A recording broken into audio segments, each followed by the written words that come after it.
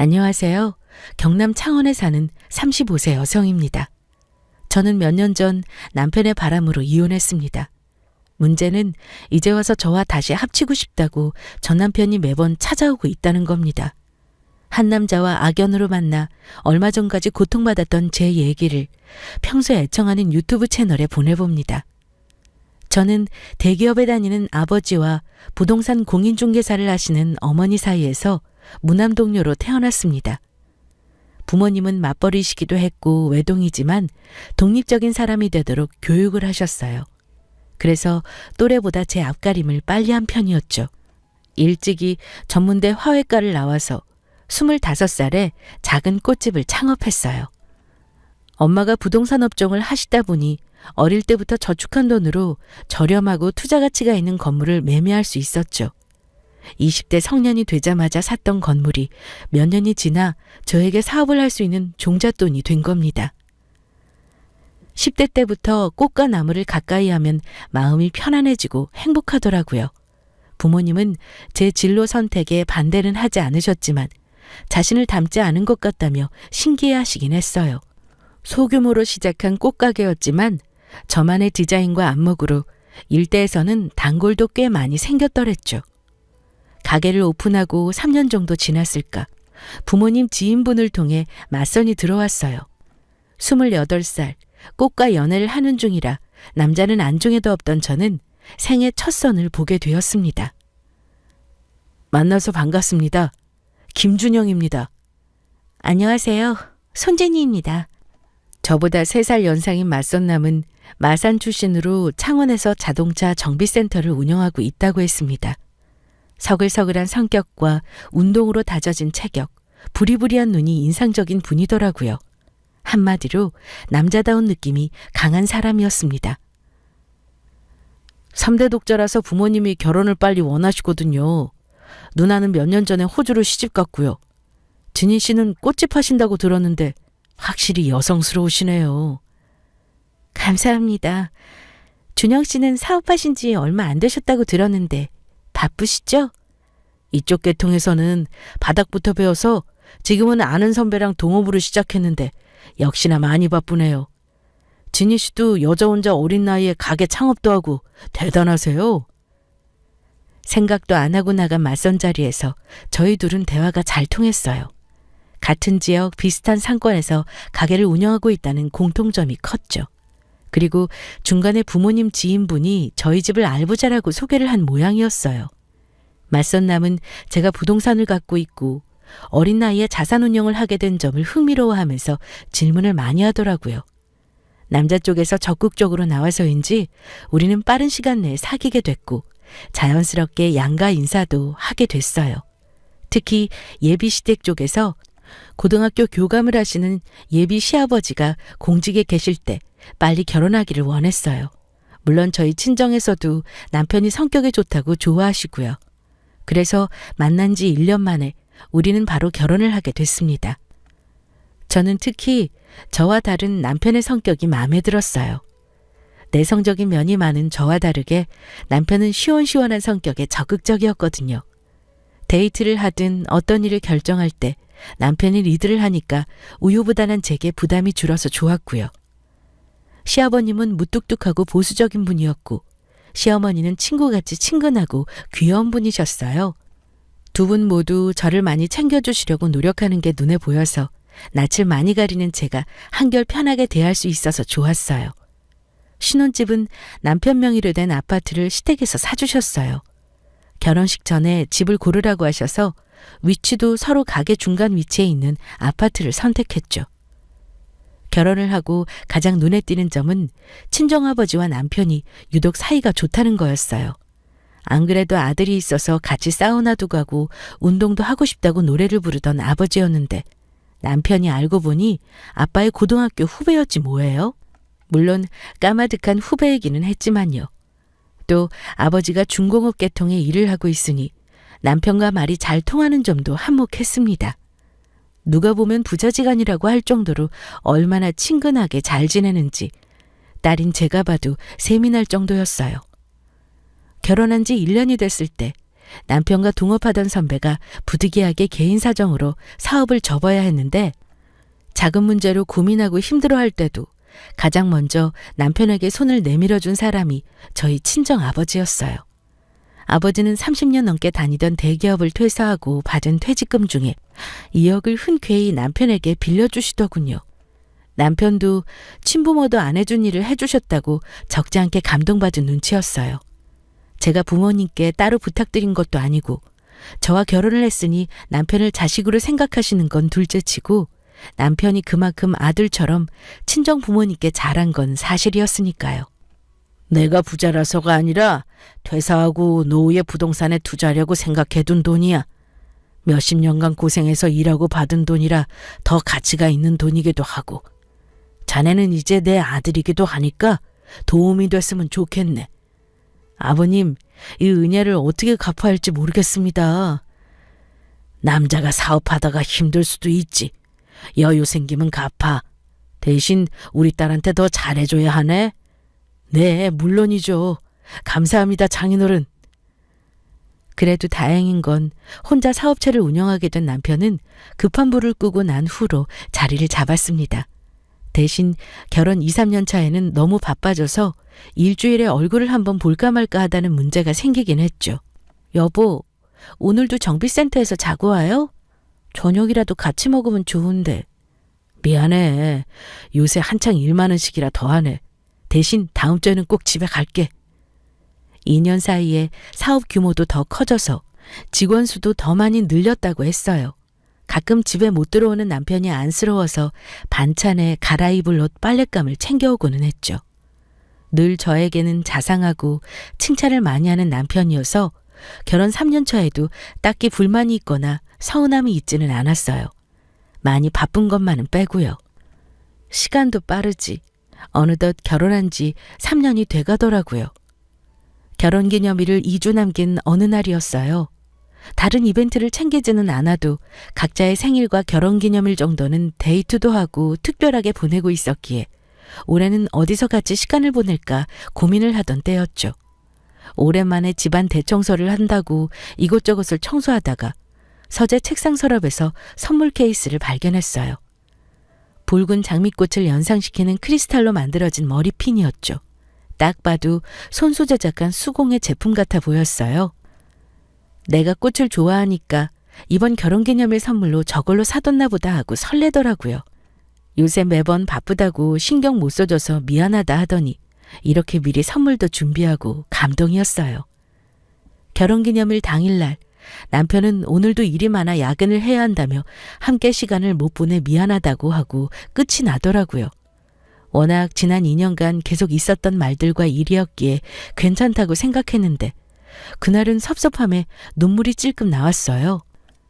결혼하고 오빠 사업 어려워지고 자리 잡는다고 바쁘고 고생한 건 알겠는데 우리 기념일까지 있고 함께 못하는 건 진짜 아닌 것 같아. 진이야, 내가 나 혼자 잘 살겠다고 이러는 것 같아? 우리 가족 모두 잘 살면 좋겠다고 나 최선을 다하고 있어. 그깟 기념일 한번 같이 안 보냈다고 서운해할 일이야? 당신은 다른 여자랑은 다를 줄 알았는데 실망이다. 당신도 같이 가게 운영하는 사람이라 이해해 줄 줄 알았는데 우리 따로 떨어져서 생각 좀 해보자. 한동안 정비센터에 있을게. 제가 약속을 잊은 부분에 서운하다고 얘기하자 여태껏 한 번도 화를 낸 적 없던 남편은 오히려 자신이 실망했다며 화를 내는 거였어요. 서로 떨어져 있자면서요. 마치 제가 해서는 안 될 말을 했나 싶어 한동안 전전긍긍했습니다. 제 꽃가게는 프랜차이즈 문의가 올 정도로 잘 되고 있었어요. 창원에서 유명한 백화점 문화센터에서 꽃꽂이 강의도 맡아서 하며 바쁜 나날을 보내고 있었죠. 3개월 강의반 1기, 2기를 무사히 마치고 3기 수강생 첫 수업 날이었어요. 낯이 익은 예전 수강생들과 신규 수강생들 12명이 모였더라고요. 첫날은 오리엔테이션 개념으로 서로 인사하고 앞으로 수업 방향에 대해 가볍게 얘기하는 형식이었어요. 각자 인사를 하고 얘기를 나누는데 유독 한 여성분이 저를 뚫어져라 쳐다보더군요. 화려하고 매력적인 생김새의 미인이었어요. 안녕하세요. 워낙 입소문이 좋은 강의라 들어보고 싶어서 수강했어요. 한수민입니다. 잘 부탁드려요, 손진희 선생님. 첫 수강이시군요. 반갑습니다. 3개월 동안 잘 지내봐요. 웃으면서 회원분과 인사를 나누는데 순간 제 눈에 머리에 꽂혀있는 머리핀이 눈에 들어왔어요. 예전에 제가 받을 선물로 알았던 장미 크리스탈 머리핀이었어요. 흔하지 않은 반짝임이 매력적이라 잊을 수 없는 액세서리였는데 그 여성분이 하고 있더라고요. 신기하기도 하고 반갑기도 해서 저도 모르게 어디서 구입한 머리핀이냐고 물었죠. 그랬더니 선물 받은 제품이라 어디서 샀는지는 모른다고 살포시 웃더군요. 순간적으로 기분이 묘해져서 여자분 얼굴을 한 번 더 쳐다보게 됐어요. 남편은 진심으로 화가 덜 풀렸는지 약 1달가량을 정비센터에서 보내더라고요. 이렇게까지 화낼 일인가 싶다가도 한편으로 일한다고 너무 고생하는데 제가 맘도 못 헤아리고 징징거렸나 싶어 내심 반성하고 있었습니다. 그래도 1달 후에는 집에 다시 들어오더군요. 대신 냉랭함은 그대로 유지해서 예전 같았으면 손도 잡고 포옹도 해주고 농담도 던질 사람이 쌩하니 차가워졌어요. 심지어 제가 옆에 다가가면 슬쩍 피하기까지 하는 게 아니겠어요? 남편 때문에 여간 속상한 게 아니었습니다. 화해를 시도하려 해도 틈을 주지 않으니 어떻게 해야 할지 속이 타들어가더라고요. 문화센터 3기 수강생들과 1달가량 수업을 하면서 많이 친해져서 저녁 식사 겸 회식을 하게 되었어요. 회원 중 묘한 인상을 주었던 장미 머리핀 수강생이 마침 일본식 선술집을 운영하는 사장님이었어요.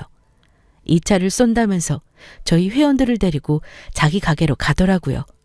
대부분 주부들이라 그런지 간만에 마음 맞는 사람들과 술을 한잔하니까 다들 들떠서 일어날 줄 모르고 늦은 시간까지 수다를 떨며 놀았어요. 수민 회원님, 처음 봤을 때부터 분위기가 장난 아니다 했는데 이자카야 사장님이었네. 여자 혼자 이렇게 큰 가게 운영하는 거 완전 멋져요. 수민 회원님은 미혼이에요? 결혼은 한 번도 안 하고요? 술자리에서 단연 화두는 술집 사장인 한수민 회원 이야기였어요. 40대 초반의 싱글이라는 그녀는 오래 만난 애인이 있고 술집을 운영한 지 2년 정도 됐다고 하더라고요. 경상도 사투리를 전혀 안 써서 의아했는데 원래는 서울 사람이라고 했어요. 만나는 애인 때문에 창원에 온 지 5년 정도 됐다고요. 저는 술이 안 받는 체질이라 평소에 술을 입에 대지도 않았는데 그날따라 남편 때문에 속상했던 마음이 원인이었는지 주량을 넘어서게 마셔서 살짝 취한 상태였어요. 화장실에서 저도 모르게 오바이트를 하고 나오는데 술집 여사장님이 서 있었어요. 선생님 술도 못 드시는데 많이 마셨나 봐요. 속 괜찮아요? 네, 괜찮습니다. 요새 좀 속상한 일이 있어서 저도 모르게 마셨나 봐요. 뭐가 그렇게 속상한데요? 그냥 남편이 저를 자꾸 피해요. 아니다, 이건 비밀. 취소할게요. 남편분하고 요새 사이가 안 좋아요? 네? 네. 왜 그러는지 도대체 모르겠어요. 말도 안 해주고 피하기만 하고 답답해요. 술 기운에 저도 모르게 남편 얘기를 꺼내면서 푸념을 늘어놓는데 여사장님이 입가를 닦으라면서 손수건을 손에 쥐어줬어요. 그런데 술 기운에도 그 손수건이 이상하게 낯이 익어 보였어요. 그러고 나서 정신을 차려보니 집이더군요. 부분적으로 필름이 끊겨 있었지만 회원들이 저를 집에 데려다 준 것 같았어요. 가게도 쉬는 날이라 늦잠은 상관없었는데 무언가 알 수 없는 찜찜함이 가슴께에 얹혀있는 것 같았죠. 내가 도대체 뭐를 놓쳤더라? 기억이 날 듯 말 듯한 답답함을 동반한 찜찜함이었어요.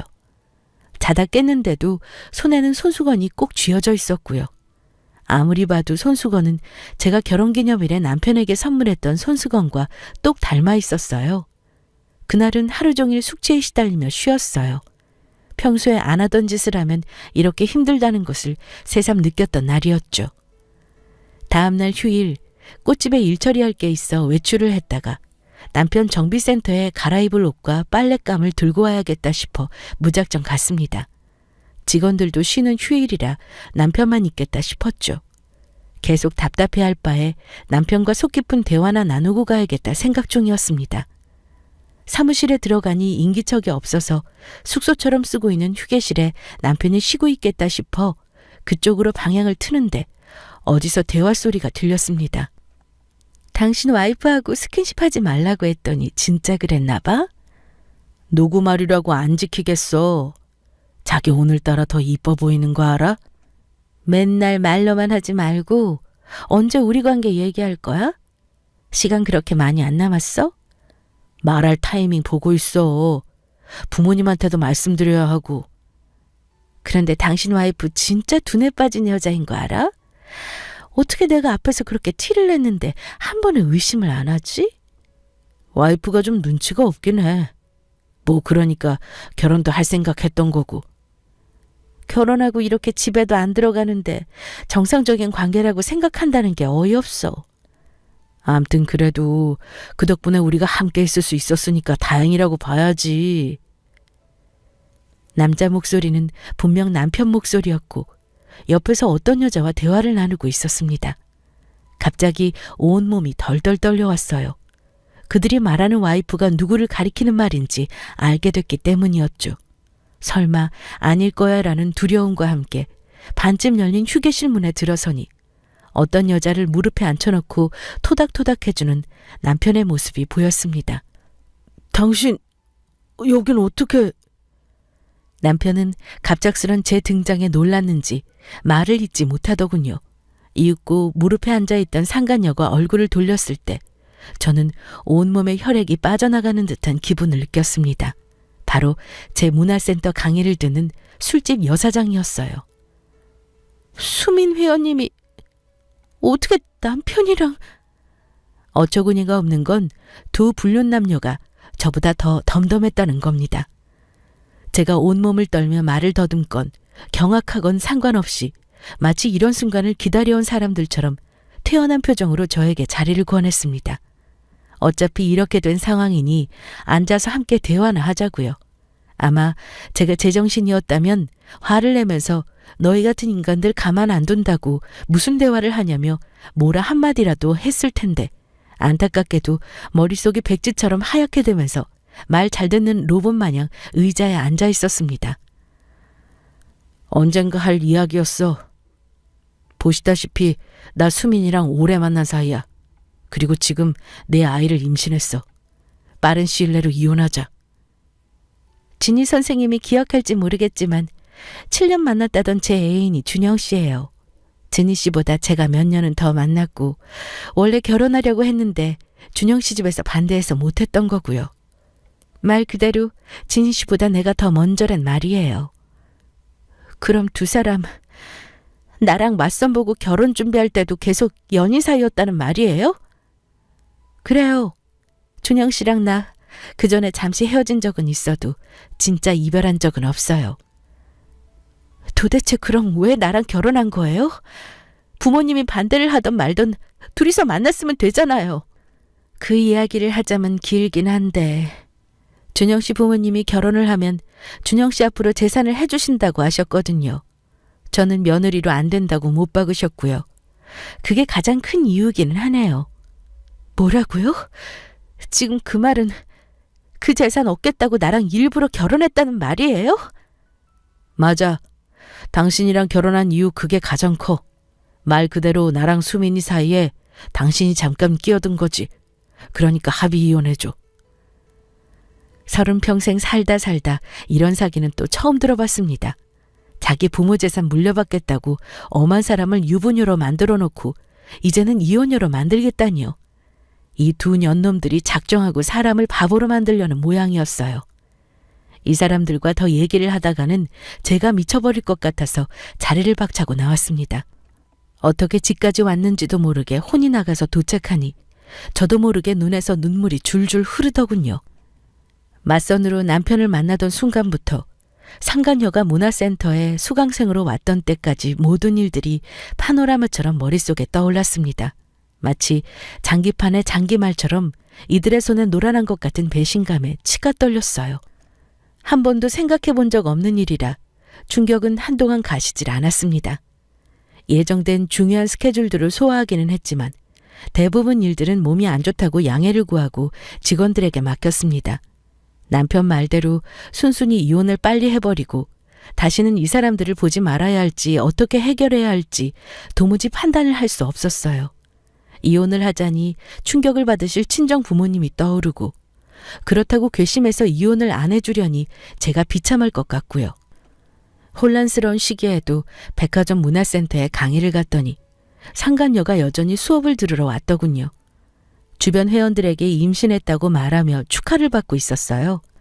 제 앞에서 보란 듯이 애인이랑 곧 결혼할 것 같다고 말하는 그 모습을 보면서 말할 수 없는 비참함을 느꼈습니다. 인정하고 싶지 않았지만 제가 그들 사이에 끼어든 것 같은 더러운 기분이었죠. 외출하고 집에 돌아오자 거실 테이블 위에 아기 초음파 사진이 놓여져 있더라고요. 임신 5개월이야. 출산 준비도 해야 하고 태어날 아이를 혼외자로 만들 수는 없잖아. 당신이 그렇게 잔인한 사람이라고 생각하지는 않아. 현명한 판단하길 바래. 그리고 이혼 끝나기 전까지 이 집 써도 좋고. 난 이번 주 내로 짐 싸서 수민이한테 갈 생각이야. 남편은 끝까지 잔인하게 합의 이혼을 요구하면서 이혼 서류를 놓고 가더군요. 쌍욕을 퍼부을 수도 있고 악다구니를 쓸 수도 있었지만 포기한 사람처럼 그런 에너지가 나오지 않았어요. 그 주 주말에 남편은 완전히 짐을 싸서 상간녀에게 갔나 보더라고요. 횡하니 비워진 흔적을 보고 저도 어느 정도 반포기 상태로 이혼을 해야겠다 결정한 상태였어요. 며칠 뒤 시아버지 생신이라 시댁을 갔습니다. 불편할 것 같아서 저녁 식사에 안 가고 싶었는데 남편이 한 짓이나 이혼 얘기를 해야 할 것 같아서 일부러 갔어요.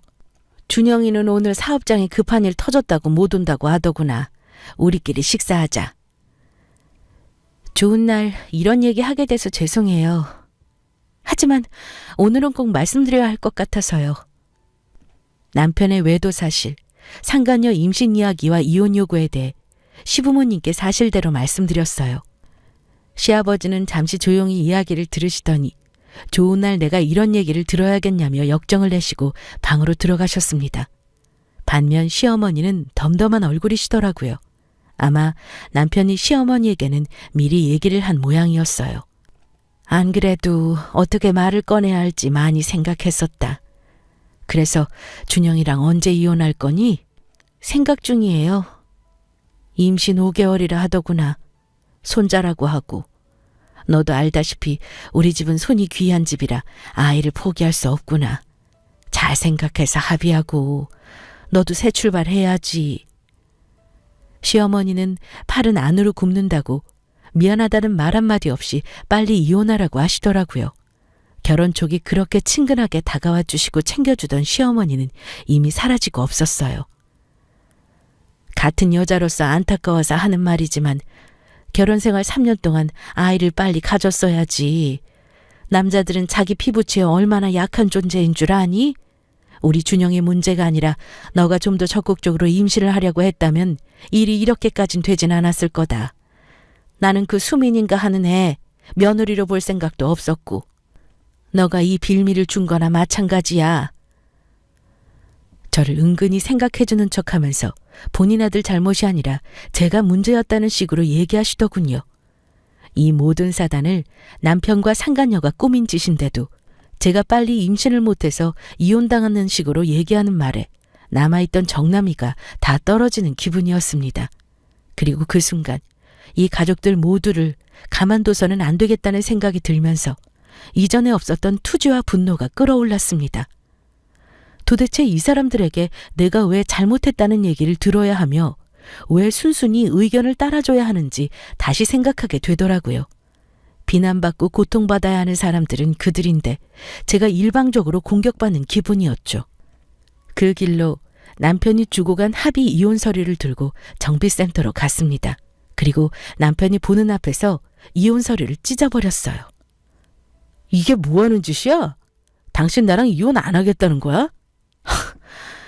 내가 이런 말까지 안 하려고 했는데 이제 나도 부모님한테 재산 받았고 사업도 자리도 잡았고 살만한데 당신이랑 살겠냐고.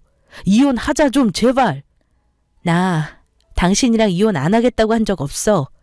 그냥 순순히 합의 이혼 따위는 절대 안 하겠다는 거지. 이혼 소송할 거야? 당신이고 그 여자한테 받아야 할 건 받아야겠어. 그리고 우리 아버지한테 빌려간 돈 다시 돌려줘. 뭐라고?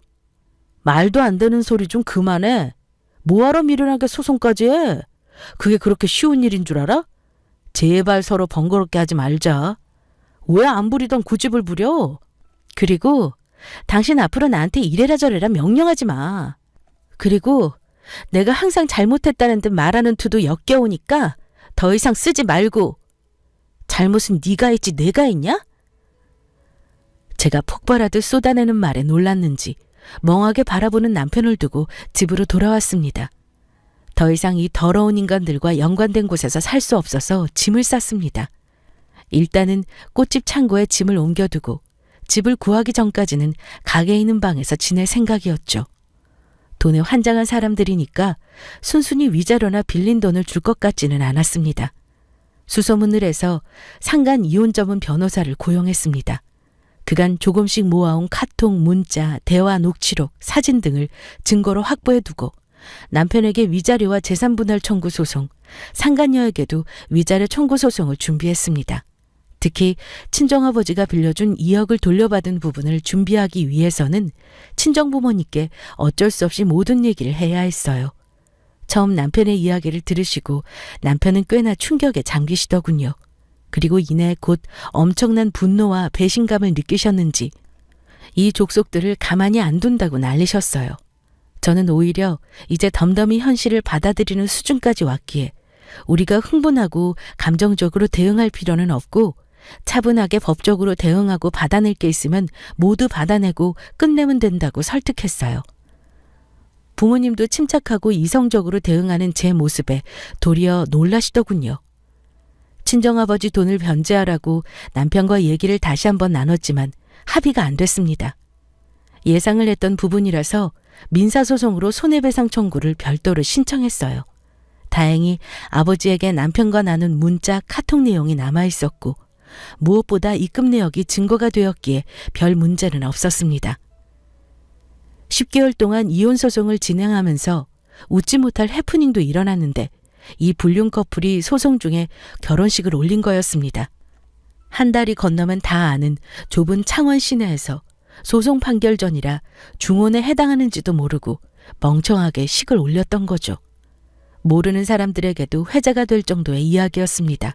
아마 아이 호적 문제 때문에 어지간히 급했었나 싶기도 하고요. 이 일로 부정행위로 간주되어 상간녀와 남편의 위자료는 더 가중되었습니다. 그리고 소송도 제게 유리하게 돌아가게 되었고요. 상간녀는 제게 3,500만 원의 위자료를 지급하게 되었는데 억울했는지 항소를 제기하기도 했어요. 하지만 항소가 기각되고 그대로 확정이 되어서 빼도 박도 못하고 고스란히 돈을 지급하라는 명을 받았죠. 남편 같은 경우는 부모님에게 물려받은 아파트와 부동산 재산에서 제 기여도가 인정됨에 따라 7대3 비율로 재산 분할하라는 판결이 나는 바람에 자신의 피땀 같은 돈 3억을 줄 수밖에 없었습니다. 더불어 위자료도 3천만 원 지급하게 됐고요. 친정아버지 돈을 강제 집행하게 되면서 알고 봤더니 2억은 남편의 사업자금으로 사용된 게 아니라 상간녀 사업자금으로 쓰여진 거였어요. 추악한 짓을 하는 사람들이 한 가지 일로 끝나지 않듯이 파도 악취가 나는 사실밖에 없더군요. 소송을 끝내고 나서는 기억 속에서 도려내고 싶을 정도였습니다. 씩씩하게 싸우며 버티던 이혼 소송이 승소로 마무리되고 에너지가 소진이 되었는지 어느 날부터 불면증과 무기력증에 시달렸어요. 도저히 안 될 것 같아 용기를 내어 정신과에 상담을 받으러 갔습니다. 검사 결과 중간 단계 우울증으로 진단받았어요. 항우울제 약을 권유받았고 꾸준한 운동 등 생활 속 치료를 하라고 했습니다. 그저 단기적으로 생각했던 우울증은 평생에 걸쳐 남을 수도 있다고 하더라고요. 그래서 내버려두는 것이 아니라 적절한 치료가 필요하다고요. 친정 부모님은 이혼 소송이 마무리되고 나자 이런 악연을 내 딸에게 소개시켜줬다며 엄청 미안하다고 하셨어요. 이미 일어난 일은 어쩔 수 없다고 앞으로 더 보란 듯이 잘 살면 된다고 말씀드렸어요. 차마 걱정하는 부모님께 불행했던 결혼과 이혼 때문에 정신과 상담을 받고 있다고 말씀드릴 수는 없었고요. 소송이 끝나고 이사를 갈까도 심각하게 생각했었습니다. 하지만 제가 죄를 지은 것도 아닌데 제 고향을 떠나야 하나 하는 생각이 들더라고요. 마음을 고쳐먹고 똥은 무서워서 피하는 게 아니라 더러워서 피한다는 마음을 가지고 살았습니다. 그 후 2년. 여전히 정신과를 정기적으로 다니기는 하지만 취미 운동도 시작하고 봉사활동 모임도 나가면서 우울증이 많이 호전되었다는 진단을 받았습니다. 그러던 어느 날 마트에 쇼핑을 갔다가 우연하게 상간녀를 봤습니다. 아이를 안고 옆에 일행이 있어서 아마 그 여자는 저를 못 봤던 것 같은데 저는 꽤 오랫동안 관찰할 수 있었죠. 분명 이혼 소송이 끝나고 전 남편과 상간녀는 결혼을 해서 가게를 다 정리하고 서울로 갔다는 얘기까지 들었어요. 저도 지난 2년간 창원 시내에서 안 마주치길래 그런가 보다 했었죠. 질긴 인연이기는 한지 마트에서 또 마주치다니 신경을 끄고 나가려는데 웬걸 일행으로 보이는 젊은 남자와 상간녀가 입맞춤을 나누는 거였어요. 저와 상관없는 사람들이었지만 갑자기 흥미진진해지더군요. 그러다가 아들 얼굴을 보는데 전 남편과 상간녀는 눈이 크고 이목구비가 큼직한데 반해 아기는 전형적인 동양의 실눈에 오밀조밀 섬세한 이목구비더군요. 마치 아기를 안고 있는 젊은 남자의 이목구비와 똑 닮아 있었죠. 그리고 마침 남자와 상간녀는 보란듯이 스킨십을 하고요. 마트를 나오면서 저도 모르게 깔깔거리는 히스테릭한 웃음이 나오더군요. 종국에는 주차장에서 사람들이 쳐다보던 말던 배꼽 잡고 웃었습니다. 여자의 촉이란 과학적인 증거 따위 없어도 어떨 때는 많은 것을 알게 하기도 하니까요. 그러고 나서 며칠 후 머리를 하러 단골 미용실을 예약하고 갔는데 하필이면 예전 시어머니가 머리를 하고 있는 게 아니겠어요? 몇 년간 평화롭게 살았는데 최근 들어 이 지구상에서 가장 보기 싫은 족속들이 하나둘씩 다시 마주치는 기분이었어요. 제가 잘못한 게 뭔가 싶어서 무시하고 자리에 앉았어요. 그제야 최 여사는 저를 발견했는지 흠흠거리며 아는 척을 하려 하더군요. 너는 오랜만에 봤는데 인사도 안 하니? 저희가 인사할 사이는 아니잖아요. 너 안 본 사이에 제법 맹랑해졌다. 말 가려 하세요. 제가 아주머니한테 그런 말 들을 사람 아니잖아요. 뭐? 뭐가 그렇게 잘났다고 기고만장하니? 우리 아들 돈 그렇게 뜯어가고 나니까 속이 후련하디? 뜯어가다뇨. 제가 받은 정신적인 피해에 비하면 택도 없는 위자료일 뿐인데요. 아직 젊은 애가 돈독이 아주 올라서 명목이라는 명목은 다 덮어 씌워가지고 돈을 뺏어가고 정말 요즘 사람들은 무섭다니까. 아주머니, 불륜 저지르고 당당하게 이혼 요구하는 인간이 정상이에요? 사기 결혼으로 고소 안 한 걸 다행으로 하세요. 너 왜 말끝마다 아주머니라고 하니? 아주 기분 나빠. 그리고 우리 아들이 정상이 아니라는 얘기니? 그러는 임신 못하는 너는 정상이고? 아직 혼자 살지?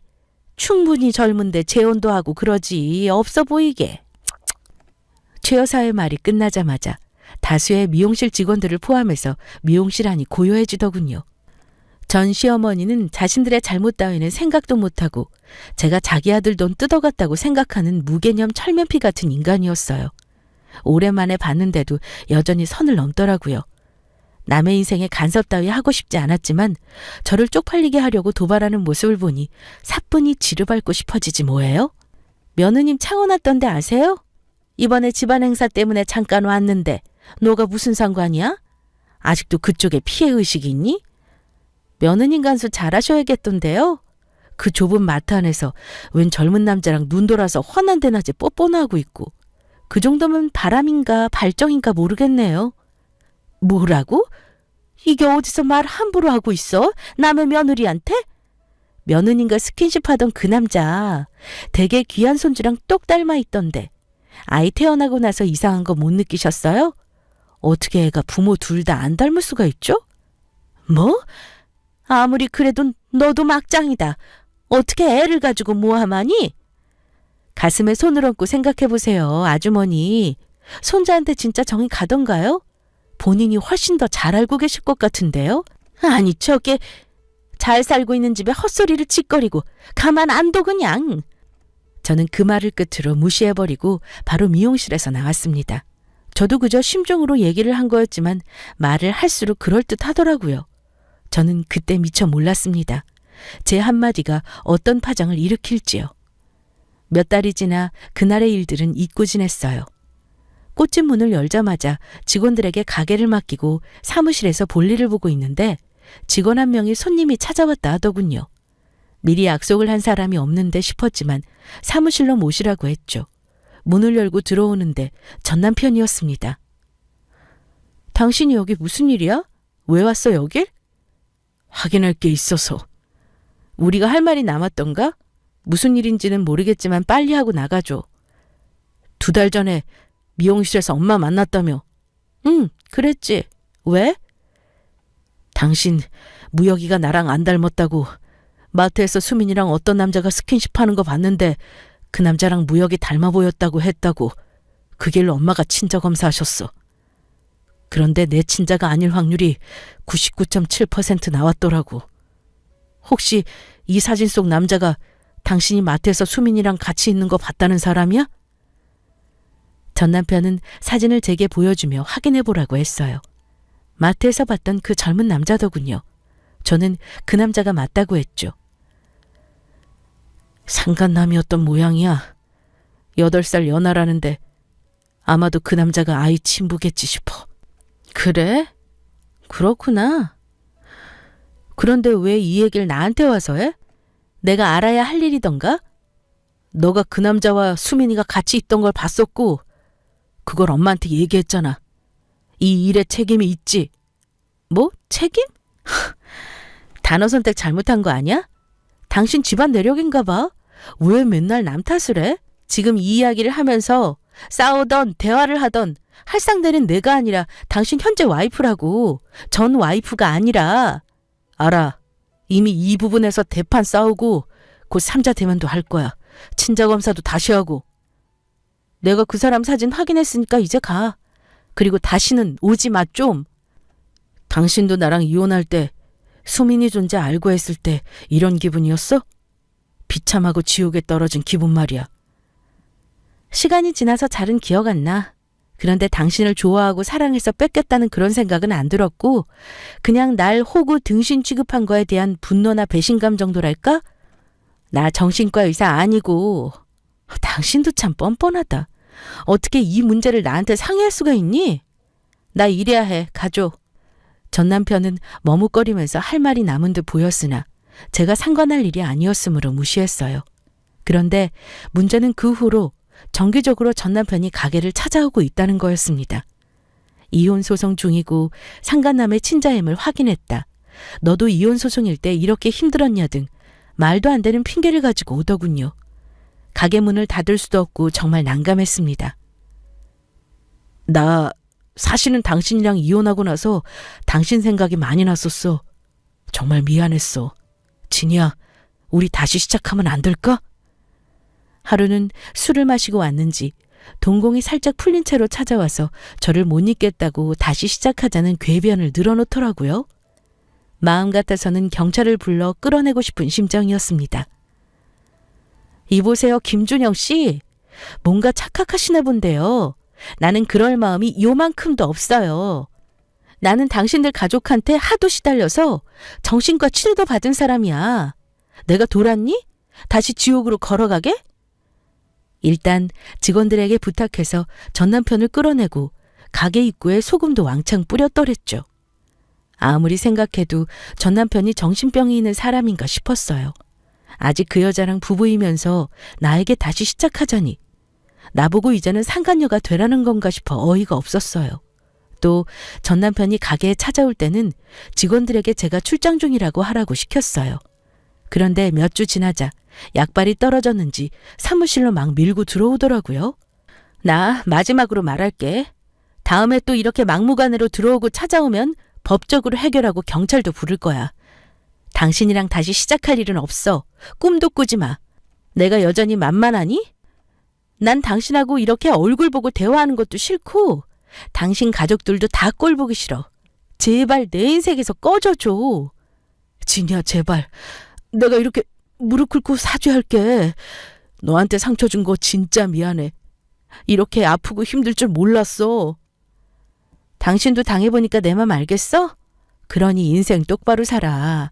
남의 눈에 눈물 나면 당신 눈에는 피눈물 나는 거야. 그리고 이제 와서 사과하고 정상인인 척 하지 말아줄래? 결국 그날 경찰을 불러 전 남편을 끌어내고 나서야 지긋지긋한 만남이 끝이 났습니다.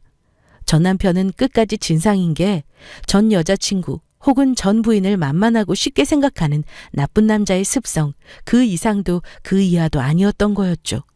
끝까지 내가 왜 이런 더러운 꼴을 봐야 하나 싶었지만 싫어하는 마음을 품는 것조차 아깝게 느껴졌어요. 상간녀와 전 남편은 끝내 합의 이혼을 했다고 하더군요. 그러고 나서 전 남편이 폐인이 됐다더라는 소문도 돌고요. 알고 싶지도 않았지만 좁은 동네에서 카더라 소문은 왜 그렇게 쉽게 퍼지는지 아직도 의문입니다. 저는 꽃집 프랜차이즈 사업을 경상도 권역으로 넓히면서 부산으로 본사를 이전시켰습니다. 현재는 창원과 부산을 오가면서 일을 하고 있는 중이죠. 사업을 하면서 다양한 사람들을 만나보면 가끔 예전 남편이나 시댁 사람들 같은 후한무치 유형의 사람들을 볼 때가 있습니다. 어리고 순진하기만 했던 시절에는 어리숙하게 당했지만 지금은 단호하게 손절을 하는 편이에요. 그런 사람들에게는 틈을 주면 안 된다는 걸 깨달았거든요. 제 사연을 들어주신 분들에게는 인복이 가득하길 바랍니다. 살면서 그것만큼 큰 복이 없더라고요. 건강과 행복이 깃드시길 바라며 들어주셔서 감사합니다.